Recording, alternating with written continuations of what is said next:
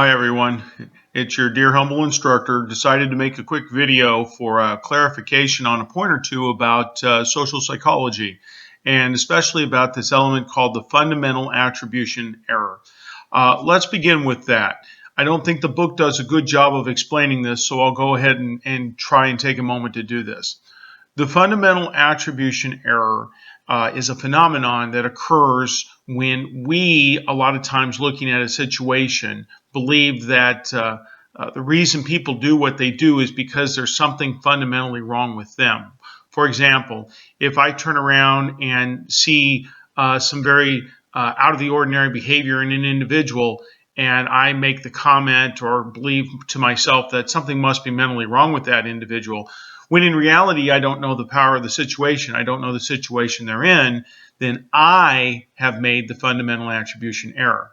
So I have attributed that there must be something fundamentally wrong with a person, when instead it could be the power of the situation that they're thrust into. So we are the ones that sometimes make the fundamental attribution error when we downplay the power of the situation and instead assume there's something wrong with a person. So I want you to take that into consideration when answering this week's question. I'm also going to post a video probably later today that shows you another angle of the power of the situation. And it's from the History Channel, so they tend to clean up what they put on there, but there is a little bit of graphicness to it. If you don't want to watch it, you can listen to it, and so on and so forth. I personally think you can handle it just fine, but be aware of that.